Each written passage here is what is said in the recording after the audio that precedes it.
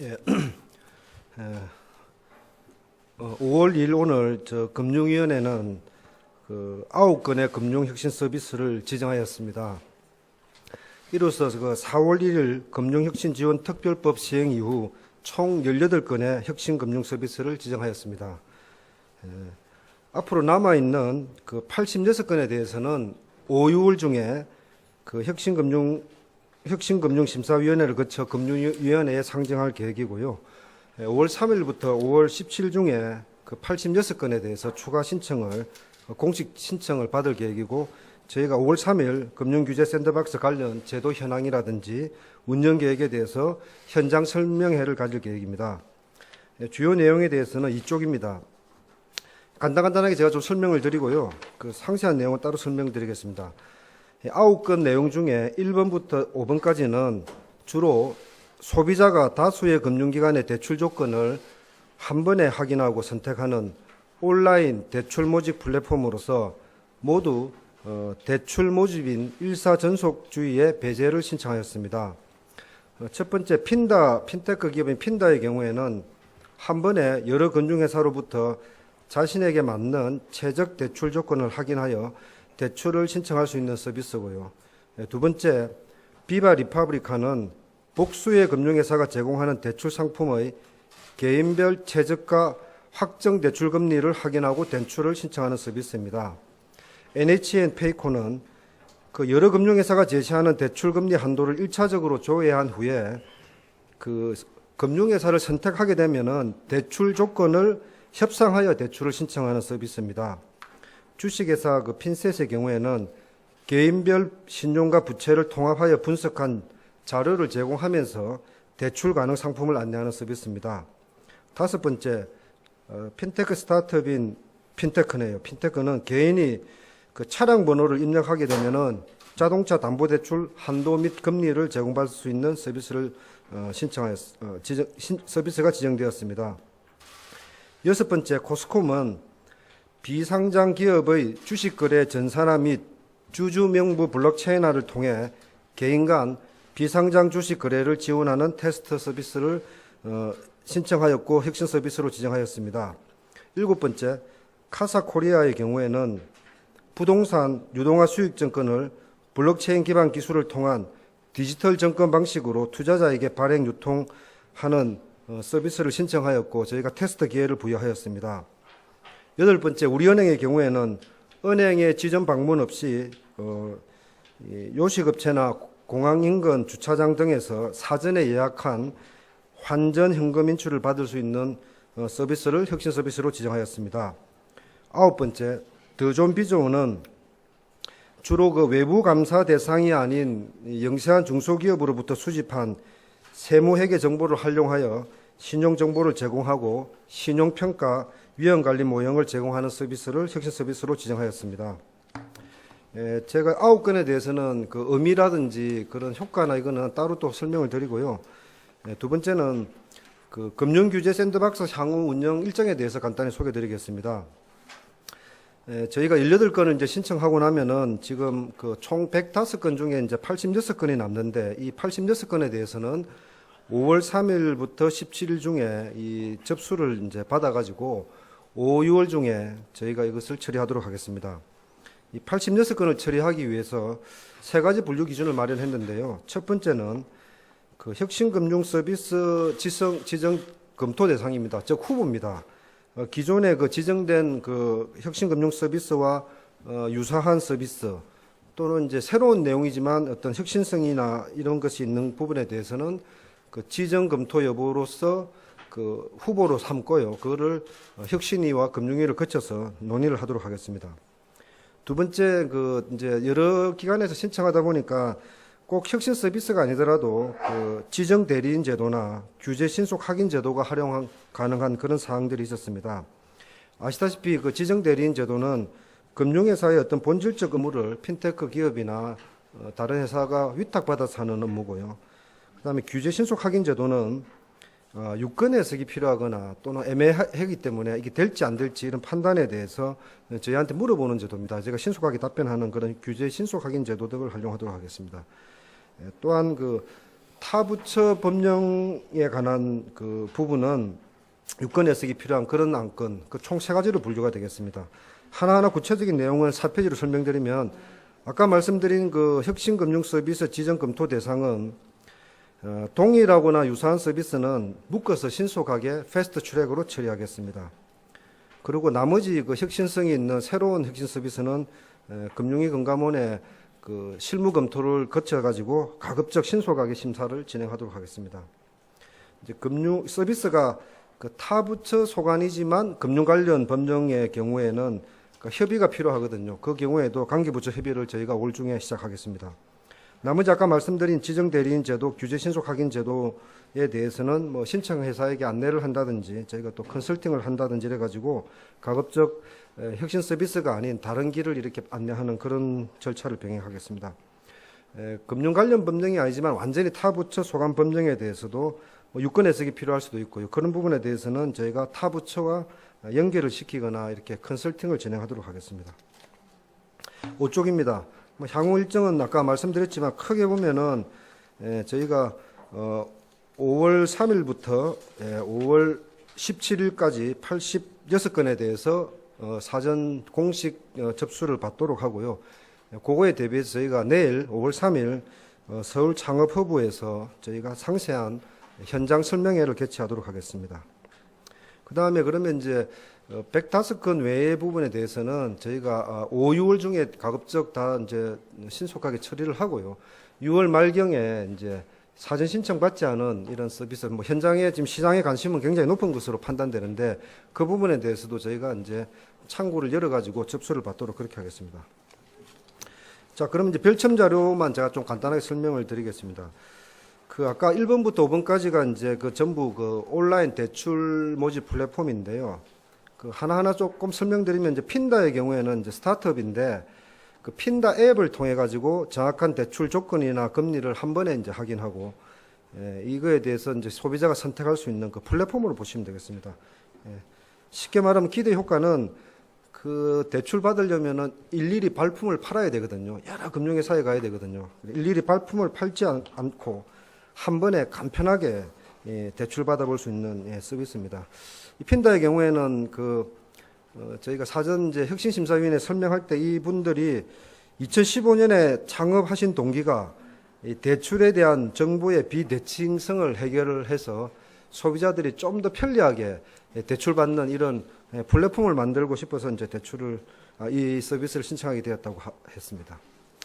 두 번째 이제 비발 리파브리카도 앞에 핀다와 이제 거의 유사합니다.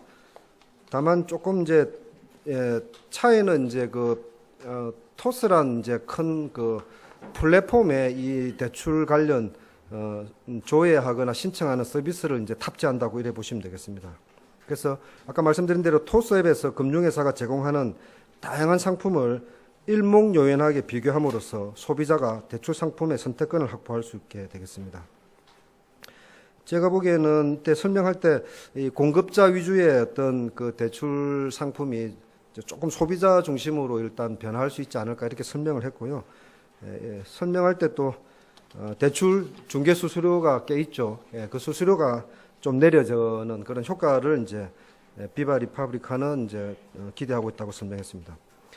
NHN 페이코도 마찬가지입니다. 그 플랫폼이 있죠. 결제 플랫폼이. 그 결제 플랫폼에서 똑같은 상품인데 다만 이 상품의 특징은 이 간단하게 비교된 상품을 이렇게 추천하면은 이 금융회사가 협상권을 갖는 겁니다. 여기 보시면 소비자가 협상 주도권을 가짐으로써 조금 더 낮은 금리의 상품이 이제 선택 가능하도록 그렇게 약간의 상품 간의 차이가 있는 것 같습니다.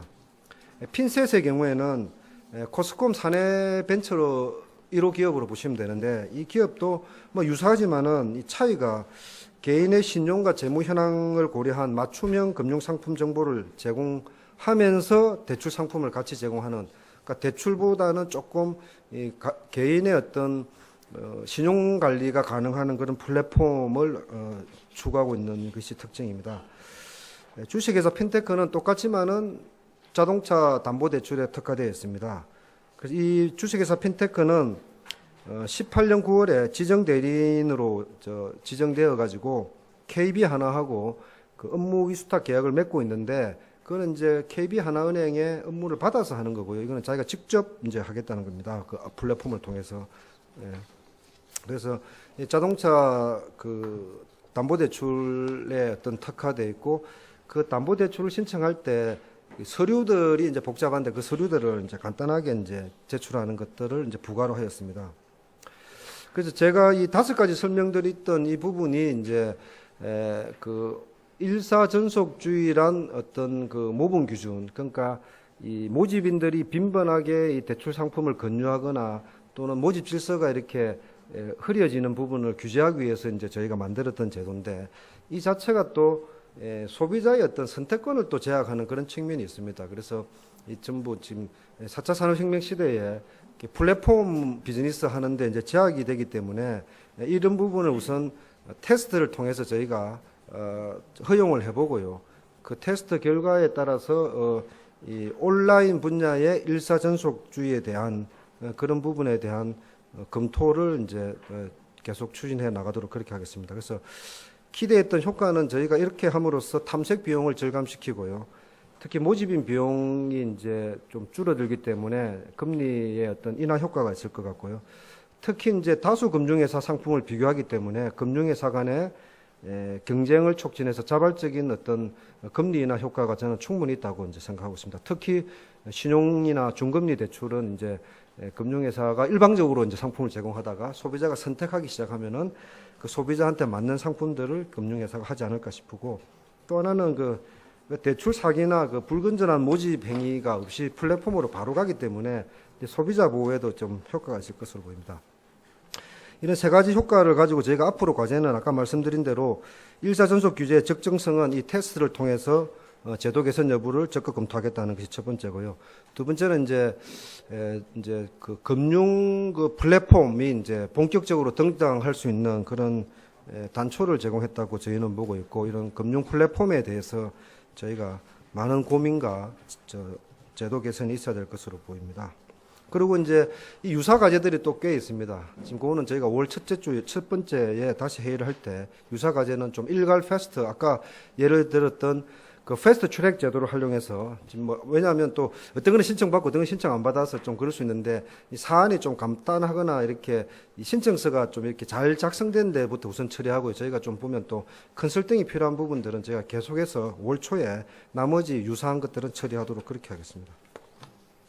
6번입니다. 비상장 기업 주식 명분 및 거래 활성화 플랫폼 이 코스콤인데요. 이때 되게 재밌는 제도인데요.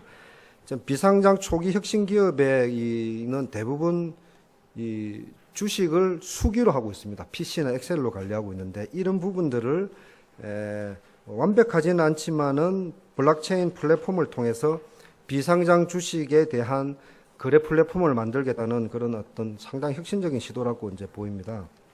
다만 이를 위해서 이제 자본시장법상 투자중개업 인가가 필요한데 그 부분은 저희가 특례를 줬고요. 그 보시면은 그 6페이지 하단에 그 박스에 보시면은 상당히 이게 좀 혁신적이기 때문에 이 사업 계획대로 해당 플랫폼에서 그 비상장 주식에 대한 어떤 기술적인 측면을 구현할 수 있는가가 핵심이거든요. 그래서 저희가 한 11월까지 그 구현을 할 수 있는 거에 대한 것을 한번 지켜볼 수 있는 테스트 기회를 주셨다고 보시면 되겠습니다. 그래서 아마 이 서비스 관련 시스템 개발을 거쳐가지고 그 기술적으로 구현이 되면은 금년 11월 달에 서비스를 이제 개시할 것이고, 그래 되면 이 엑셀러레이터나 엔젤 투자자들이 비상장 주식을 거래할 수 있는 길이 열리고, 이 시스템이 자꾸 이제 고도화되면 개인 투자자들도 좀 투명하고 편리한 플랫폼에서 비상장 주식을 거래할 수 있을 것 같습니다. 그래서 이 부분은 일정 요건 충족을 위해 어떤 시스템 개발이나 이런 모의 테스트를 하는 어떤 기회를 제공했던, 완전히 서비스를 당장 가는 것은 아니지만은 11월 달에 하기 전에 저희가 과연 기술적으로 구현할 수 있을지 실제 한번 해보시라, 이런 기회를 제공했다 보시면 되겠습니다. 7쪽입니다. 좀 더 재밌고 좀 더 복잡하고 상당히 혁신적이다는 이제 평가도 있는데 복잡한 내용입니다. 디지털 부동산 수익증권 유통 플랫폼입니다. 카사코리아입니다. 쉽게 말씀드리면은 부동산 유동화 수익증권을 블록체인 기반 디지털 방식으로 발행해서 일반 투자자를 대상으로 그 발행 유통하는 서비스입니다. 세 가지 여기 보시면 특례 신청 내용도 굉장히 복잡합니다. 상업용 부동산을 부동산 신탁에 맡겨야 되고요. 거기서 수익증권을 발행을 하고요. 그 수익증권을 플랫폼에 거래하기 위해서 디지털 증권을 또 발행하고 뭐 이런 제도입니다. 그래서 저희가 심사 결과를 보시면 혁신성과 그 소비자 편익 등 요건을 많이 충족하고 있으나 과연 이 시스템이 제대로 작동될지 또는 혹시나 소비 투자자나 시장의 안정성에 문제가 없는지 이런 부분에 대한 굉장히 많은 논의가 있었습니다. 그래서 저희는 충분한 사전 검증을 시행한 이후에 다시 특례 여부를 검토하도록 했습니다. 일단 부동산 신탁 계약에 대한 수익적급 발행을 허용한다든지 규제 특례를 인정했습니다. 그렇지만은 이 전문가로 구성된 그 모의 테스트 점검 TF를 만들어 가지고 10월 달까지 이 기술적으로 아까 그 카사하고 비슷합니다. 이 플랫폼이 구현될 수 있을지 전문가들의 평가를 거쳐 가지고 그때 다시 한번 그 혁신금융심사위원회의 안건을 상정해서 추가적으로 계속할지 안 할지를 판단하겠습니다. 일단 혁신금융 서비스로는 지정을 하였습니다.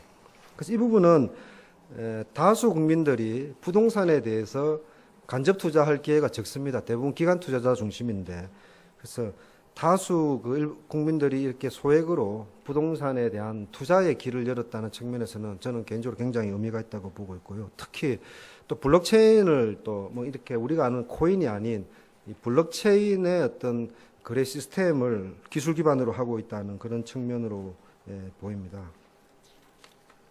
8쪽입니다. 드라이브 스루 환전 현금 인출 서비스는 이제 우리은행의 경우인데 뭐 다 아시는 내용이니까 제가 생략을 하도록 하겠습니다. 이제 논의하는 과정에서 이 은행 업무의 은행 밖에 대한 시도 이렇게 저는 의미를 부여하고 싶고요.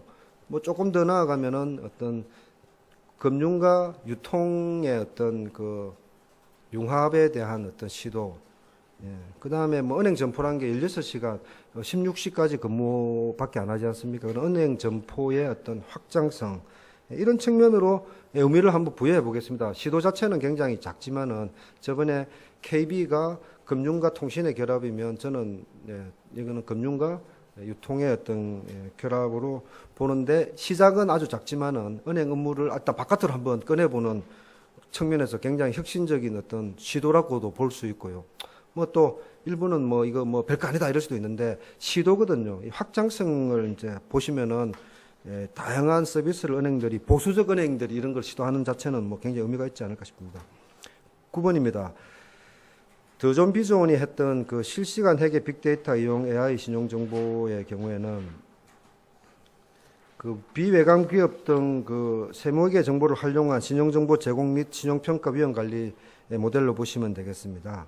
그래서 그 대부분 재무 정보가 아닌 이제 그 회계 정보는 예컨대 뭐 상거래 채권을 사고 파는 것, 그 자산의 취득 처분, 뭐 감가상각, 그다음에 경비 사용 이런 엄청난 그 기업 관련 정보가 있거든요. 그 정보를 기초로 해가지고 신용 정보를 제공하거나 그 신용 평가 모형을 개발 판매하는 업무를 이제 신청하였습니다.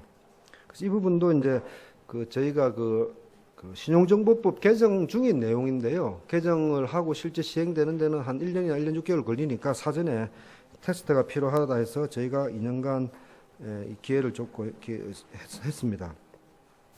제가 이 의미를 한번 찾아보니까 저희가 부동산하고 보증 중심의 여신심사 시스템에서 지금 뭐 일괄담보제도라든지 동산담보, 그다음에 매출채권 대출 이런 것들 일어나지 않습니까? 그러니까 상거래 채권을 어떻게든지 중개하는 그런 유통 플랫폼 뭐 이런 쪽으로 발전할 가능성이 있고 뭐 이런 것들을 뭐 공급망 금융 또는 이렇게 소상공인 영세자영업자의 상거래 채권을 활용한 금융의 어떤 예를 보여줬다고 이래 보시면 되겠습니다.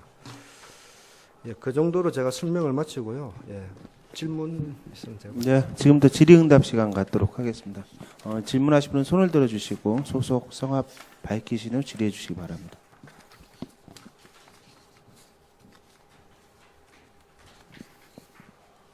네.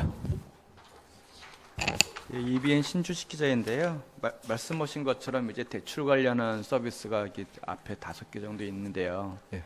예보 설명하셨던 것처럼 이제 정부 정책이 이제 중금리 확대하고 이제 제2금융권 대출금리 인하 낮추는 거 계속 유도를 하는 정책에 이게 많이 부합이 돼서 유사한 서비스지만 뭐 이렇게 계속 다 일단 해봐라 하신 것 같은데 일단 그 궁금한 게 이제 6월달에 이제 또 새로 2차 이제 혁신금융 서비스 또 접수 들어가고 하실 예정인데 정부 정책 방향과 이렇게 맞는 혁신 서비스가 또 나온다고 하면은 그런 거는 좀 더 긍정적으로 심사할 때 좀 보게 되는 부분이 있는지요. 그러니까 혁신금융 서비스기 이런 샌드박스를 이렇게 도전하는 스타트업들이 이게 지정받고 할 때 이런 쪽의 아이디어가 좀 더 많았으면 좋겠다라거나 어떤 쪽이 좀 더 많이 좀 접수되면 좋을 것 같다나 그런 생각이 좀 있으신지.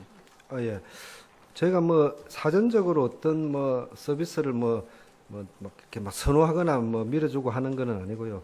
어떤 아이디어, 그 우리 금융산업의 어떤 경쟁과 혁신을 촉진할 수 있는 그런 아이디어면 저희가 다 환영하고요. 다만 이 부분은 말씀하신 대로 중금리 대출에 아마 효과가 굉장히 클 텐데 뭐 꼭 그렇지도 않습니다. 신용대출도 되고 뭐 담보대출도 되고 뭐 주택담보대출도 되는데 아마 처음으로 이제 공략할 부분이 이제 신용대출로 보이거든요. 그런 부분에서는 아마 그동안 이제 20%대나 10% 후반대 중금리 대출 했던 분들이 상당히 금리 인하 효과를 저희는 볼 수 있을 것으로 기대됩니다. 그래서 어떤 브리핑하는 어떤 기관은 뭐 한 20% 정도의 금리 인하 효과를 자신 있다 이렇게 한 회사도 있긴 있습니다. 회사를 밝히기는 좀 그런데 자 그런 측면이고 이 유사한 건에 대해서도 저희가 이제 그 빨리빨리 처리를 해줘야 되겠죠. 비슷하게 한 시스템 개발하는데 한 서너 달 걸리니까.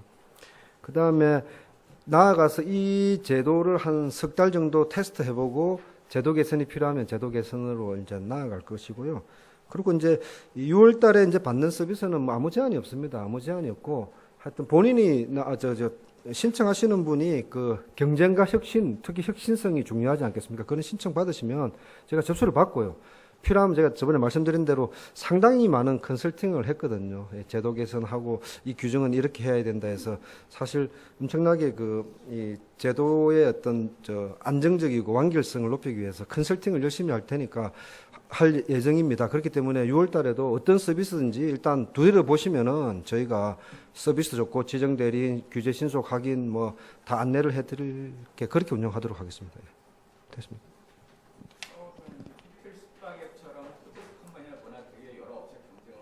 예. 보면 되게 비슷한데 6월 2차에도 우리도 대출 조회에서 제일 낮은 금리 하는 것도 헐레예요. 그러면 이건 그 개수 제한 없이 이전에 또 승인해 준게 있는데 일단 뭐 크게 분할까 한번 해봐라 이렇게 또 예, 제한 없습니다. 예. 패스트 트랙을 그래서 가지고 있는 거고요.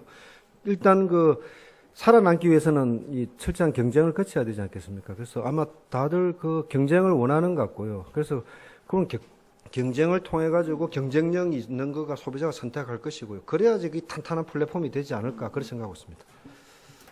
예, 추가적으로 질문. 예. 예, 매일경제 이승윤입니다. 그러니까 온라인 일사 전속주의 대출 관련해서는 좀 비슷한 서비스들이 있더라도 이제 완화 쪽으로 좀 제도 개선 같은 거를 검토하신다 이렇게 이해하면 되는 거예요. 그러니까 비슷한 서비스를 준비하시는 분들이 이건 좀 신청하면 혁신 금융 서비스로 지정될 수 있다고 보면 되는 것인지 하나 궁금하고요. 그 마지막으로 10개 중에 하나가 빠진 것 같은데 NFC 결제 그거는 왜 빠졌는지 궁금합니다. 자, 다시 요약하면 지금 일사전속 완화하는 건수가 꽤 많습니다. 그래서 지금 한 5건 남아 있거든요. 그거는 저희가 올 초에 또 처리를 할 겁니다. 그다음에 6월 달에 신청하시면 이것도 들어오시면은 그거는 빨리빨리 저희가 검토가 끝났기 때문에 그 조건을 충족하면은 아주 진짜 빠른 속도로 그거는 지정을 해 드릴 겁니다. 자, 그렇게 되면 하고 싶은 분들이 이제 많은 분들이 이제 이 테스트를 이제 하면서 시스템을 고도화시키기도 하고요. 또 준비하시는 분이 또 벤치마크를 하지 않겠습니까? 자, 그러려면 이거를 과연 항상 이 혁신금융 서비스 지정으로 할 것이냐, 제도 개선으로 할 것이냐, 이제 이 고민이 있거든요. 그래서 저희가 혁신이나 금융위 논의할 때 이런 의견이 많았고요. 그래서 저희 그 위원장님이 이렇게 하신 말씀을 제가 대신 읽어드리는 거로 가름하겠습니다. 1사 전속 규제는 그 대출 모집인의 어떤 과당 경쟁, 뭐 갈아타기나 이런 것 때문에 소비자 피해를 방지하고 건전한 모집 질서 확립하기 위해서 이제 도입된 제도인데, 1사 전속 규제와 관련하여 이번 또는 앞으로 혁신금융 서비스 운영 사항을 보아가며 추후에 1사 전속 규제 완화를 검토하겠다 이렇게 했고, 담당 과장은 적극 검토하겠다 이렇게 답변을 했습니다. 그 다음에 NFC 관련돼 가지고 제가 말씀드리면, 저희가 그때 19건을 아마 그때 이제 이야기를 했는데, 제 자료 좀 보고 말씀드리겠습니다. NFC가 아니고, 말씀을 잘못했습니다. 저희가 19건 중에 이제 18건 처리하고 한 건을 처리를 못했는데, 한 건은 스마트폰 앱을 단말기로 활용한 NFC 방식의 주식회사 페이콕의 혁신 서비스입니다. 그래서 저희가 이 부분도 이제 심사를 거의 다 마쳤는데, 혁신성도 인정돼서 지정을 하려고 할 때 일부에서 다른 회사가 이 특허와 관련돼 있는 뭐 문제가 이제 언론을 통해서 또는 저희한테 이제 이야기가 왔습니다. 그래서 저희가 요거를 좀 더 이렇게 살펴보는 과정에서 시간이 좀 걸리기 때문에 관련돼 있는 회사와 이렇게 상담도 많이 했고요, 회의도 많이 해가지고 저희 예상은 5월 중순경에 두 회사를 이제 묶어서 이렇게 일괄 처리하려고 하고 있습니다. 그래서 이 페이콕은 혁신 서비스 지정에서 탈락한 것이 아니고 추가 심사를 거쳐가지고 한국 NFC라는 회사하고 유사한 서비스인데, 물론 좀 내용이 좀 복잡하고 다릅니다. 이 회사에 대해서 저희가 처리할 예정으로 이렇게 알려드리면 되겠습니다. 네, 추가적인 질문 받겠습니다. 그럼 제가 이 특허 관련해서 좀 제도를 조금 이렇게 설명해 드리는 게 나을 것 같아요. 그래서 신기술 신사업인 만큼 뭐 특허 이슈가 당연히 제기될 수 있을 것입니다. 근데 이제 정부가 이 모든 특허를 다 하나하나 이렇게 심사할 수는 없거든요. 그리고 특허라는 게 보면 무슨 기술 특허도 있지만 또 비즈니스 모델 특허가 있기 때문에 이 주장하는 쪽에 대해서 생각이 많이 다를 수가 있습니다. 그래서 또 특허는 또 새로운 혁신적인 아이디어를 보장해주는 측면에서 또 장점이 있고요. 또 하나는 또 진입장벽을 또 하는 그런 양면성이 있더라고요. 그래서 저희가 이 특허 분쟁이 이제 저희한테 첫 사례가 있었지만, 이 부분에 대해서는 구체적으로 이 부분을 어떻게 처리할지 이제 우리가 하나 예를 만들었다고 볼 수 있거든요. 바로 처리하지 않고 이제 관련 회사와 좀 논의를 했고요. 그리고 또 필요하면은 저희가 뭐 국조실이나 관계부처하고 이렇게 논의를 해서 이 방안을 만들어 나가도록 그렇게 하겠습니다. 그래서 제가 보기에는 뭐 이렇게 단순히 이슈가 제기됐다고 해서 그걸 저희가 받아들일 수는 없고요. 예를 들면 뭐 민사소송이 제기됐다든지, 무슨 검찰에 기소가 있었다든지 이런 좀 객관적인 증거가 있는 경우에는 저희가 이 부분을 상당히 고려하겠지만은, 그렇지 않고 단순한 뭐 특허 제기에 대해서 이렇게 뭐 완전히 뭐 핵심적인 요소로 보기는 좀 어렵지 않을까, 이제 그렇게 생각하고 있습니다. 그래서 그런 부분에 대해서는 저희가 이 제도를 이제 막 처음 운영하는 제도니까 그런 기준들을 하나하나 만들어가는 거고, 저희가 5월 중순에 이 부분에 대해서 구체적인 기준을 이제 밝혀주는데, 현재까지는 이 한 건 외에는 일단 없었다고 보시면 되겠습니다.